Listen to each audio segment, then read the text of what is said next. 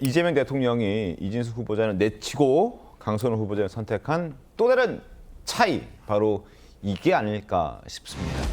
강선우 후보자에겐 있는데 이진숙 후보자에게는 없는 것, 바로 국회의원 배지입니다.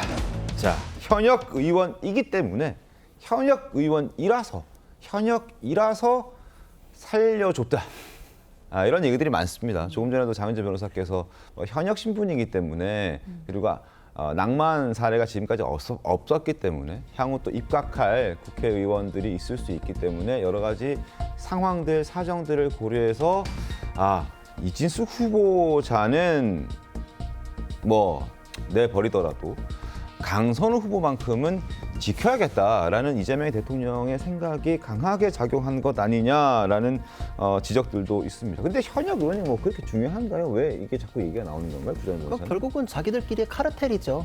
진짜 우리가 남인가 이런 식으로 지금 감정적으로 구명활동하면은 네. 그래, 나도 같은 입장 됐을 때 강선우가 나 도와줘야 되는데 이런 생각들이 왔다 갔다 하는 거죠. 지금 여기에서 보면은 앞으로도 임명권 행사할 일이 있을 때 현역 의원들이 네. 낙마 사례가 있으면 그 이후에 현역 의원들도 부담스러워진다, 이런 얘기 작용했다는 언론 보도가 나왔었거든요. 네. 결국은 각자 이게 아니다 싶으면 같은 의원들 사이에서도 이거는 아니다라고 비판할 수 있어야 되는데 자기들끼리 친북의 카르텔을 짜고 있다. 이거는 이제 국민들은 안중에도 없는 것이다. 이게 앞으로도 그 모순과 오만을 계속 드러내는 일이 될 수밖에 없는데, 제 입장에선 그래요. 어떤 기준이 있으면 똑같이 적용돼야 되는가 아닌가, 이런 생각에서 똑같이 행동을 해왔는데, 저는 그래서 윤석열 정부 초반에도 보건복지부 장관이나 이렇게 논란이 있을 때 사퇴해라, 이건 네. 안 된다, 저기 입장을 이 신통방통에서도 얘기했었거든요. 진짜 허망하네요, 정말. 기준 지키는 사람은 참 계속 허망하네요. 계속 기준 왔다 갔다 하는 사람들은 입속 챙기는 것 같고, 국민들의 피해를 가중시키는데도 그거에 대해서 죄송한 마음이 없는 건가.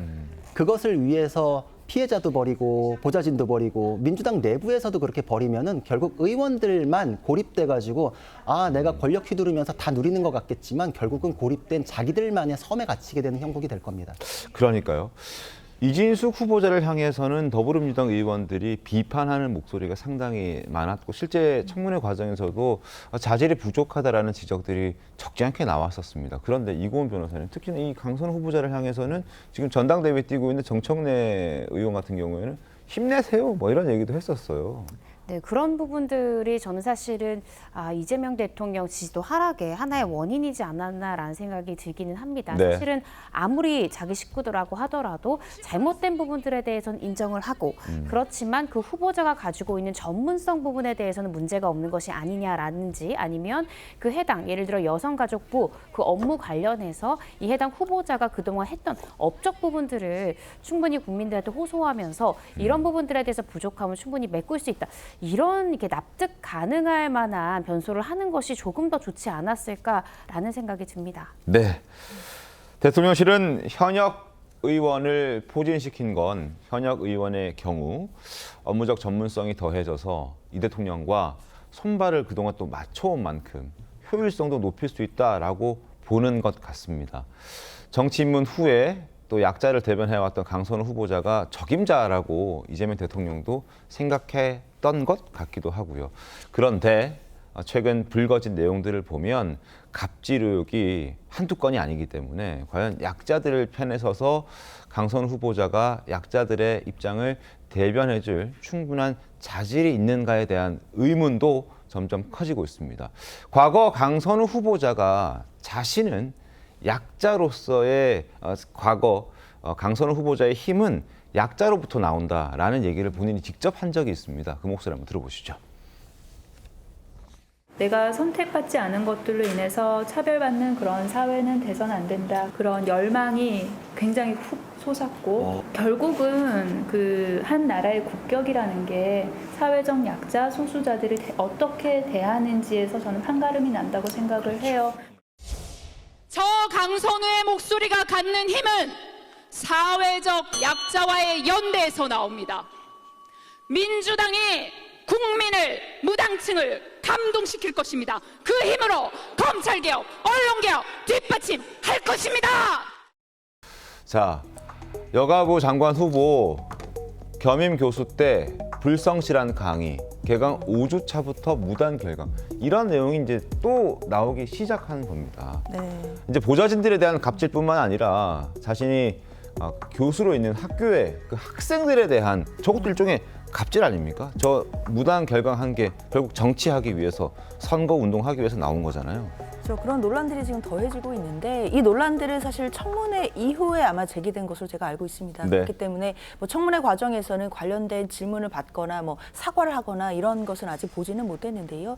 당연히 후보자가 이 부분에 대한 구체적 사실관계 확인이 필요할 것 같아요. 일단 학생 측의 이야기이기 때문에 이 부분이 어느 정도까지 사실인지 그리고 이때 구체적인 관계가 어떻게 됐었는지 이런 부분에 대해서는 좀 해명이 필요하지 않겠나라는 생각이 들고요. 네. 이 해명을 듣고 나서 판단을 해도 늦지는 않겠지만 적어도 지금 강선 후보자에게 청문회 이전에 제기됐던 여러 가지 의혹들에 대해서는 후보자가 또 나름대로 청문회에선 사과를 했다는 점도 아마 대통령실에서는 고려해서 지금 여러 가지 인사적인 판단을 하고 있지 않겠나라고 생각도 합니다. 네.